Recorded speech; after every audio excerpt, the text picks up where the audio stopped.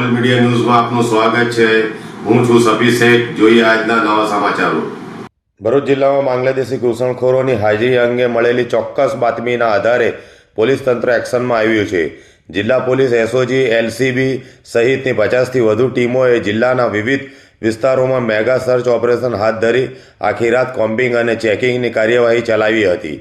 પોલીસે શહેર તેમજ ગ્રામ્ય વિસ્તારોમાં આવેલા ભાડાના મકાનો, મજૂર વસાહતો અને અન્ય સંવેદનશીલ વિસ્તારોમાં સઘન તપાસ હાથ ધરી હતી। ઓપરેશન દરમિયાન શંકાસ્પદ વ્યક્તિઓની ઓળખ કરી તેમના આધાર કાર્ડ, મતદાર કાર્ડ સહિતના દસ્તાવેજોની ચકાસણી કરવામાં આવી હતી।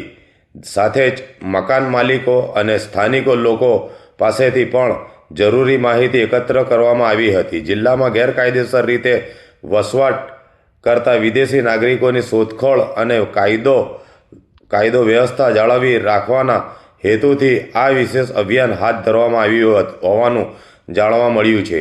પોલીસના આ મેગા ઓપરેશનને કારણે અનેક વિસ્તારોમાં ચકચાર મચી જવા પામી હતી। જોકે મોડી રાત સુધી ચાલેલા આ સર્ચ ઓપરેશન દરમિયાન કોઈ બાંગ્લાદેશી ઘૂસણખોર ઝડપાયો છે કે નહીં તે અંગે પોલીસ દ્વારા સત્તાવાર માહિતી જાહેર કરવામાં આવી નથી। સમગ્ર મામલે હવે પોલીસના અધિકૃત નિવેદન પર સૌની નજર મંડાઈ છે।